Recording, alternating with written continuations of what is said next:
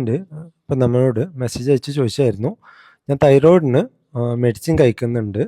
Recently start ചെയ്തതാണ്. TSH നോക്കി അത് ഏകദേശം ഇപ്പോൾ നോർമലായി വന്നിട്ടുണ്ട്. അപ്പോൾ എന്നിട്ടും ക്ഷീണം മാറുന്നില്ല, അല്ലെങ്കിൽ ആ തൈറോയിഡിൻ്റെ ബുദ്ധിമുട്ടുകൾ പേഴ്സിസ്റ്റ് ചെയ്യുന്നുണ്ട് എന്നുള്ളത്. അപ്പോൾ അത് മെഡിസിൻ കഴിച്ചിട്ടും ഇത് നോർമലായിട്ട് എന്തുകൊണ്ടാണ് ഈ ബുദ്ധിമുട്ട് ക്ലിയർ ആവാത്തതെന്നുണ്ടായിരുന്നു അവരുടെ ഡൗട്ട്. അപ്പോൾ തൈറോയിഡിന് ഞാൻ നേരത്തെ മുന്നത്തെ വീഡിയോയിൽ പറഞ്ഞിട്ടുണ്ട്, നമ്മൾ മെഡിസിൻ കഴിച്ചാലും ആ TSH നോർമലായി വരാൻ ഒരു 2 to 3 മാസം കുറച്ചൊരു സമയമെടുക്കും.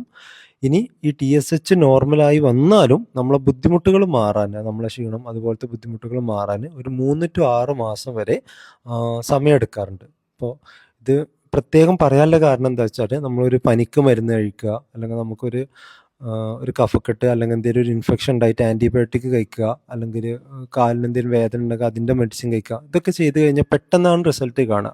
അതായത് ഒരു പാരസെറ്റമോൾ കഴിച്ചാലും വേദനയ്ക്ക് മരുന്ന് കഴിച്ചാലൊക്കെ സെയിം ഡേ, അല്ലെങ്കിൽ ഒരു ഇൻഫെക്ഷന് മരുന്ന് കഴിച്ചാൽ ഒരു 3-4 ദിവസത്തിൻ്റെ ഉള്ളിലൊക്കെ അതിൻ്റെ റിസൾട്ട് കിട്ടും. പക്ഷേ തൈറോയിഡിൻ്റെ മെഡിസിൻ കഴിച്ചാൽ നമ്മൾ ആ TSH നോർമൽ ആവാൻ തന്നെ ഇത്ര സമയം എടുക്കുന്നുണ്ട്. നമ്മളെ ക്ഷീണം അതുപോലെ നമ്മളെ നമ്മളെ ബുദ്ധിമുട്ടുകൾ മാറാൻ ഒരു 3 to 6 മാസം വരെ എടുക്കാറുണ്ട്. അപ്പോൾ നിങ്ങൾക്ക് ക്ഷീണം അതുപോലെ ബുദ്ധിമുട്ടൊക്കെ വരുന്നുണ്ടെങ്കിൽ, തൈറോയിഡ് അല്ലാത്ത നിങ്ങൾക്ക് ഷുഗറോ പ്രഷറോ കൊളസ്ട്രോളോ അങ്ങനെ അത്യാവശ്യം എന്തെങ്കിലും ബുദ്ധിമുട്ടുകൾ ഉണ്ടോ എന്നുള്ളത് വേണമെങ്കിൽ ടെസ്റ്റ് ചെയ്ത് നോക്കാം. ഇതൊന്നും ഇല്ലാന്നുണ്ടെങ്കിൽ നിങ്ങൾക്ക് വെയിറ്റ് ചെയ്യാവുന്നതാണ്.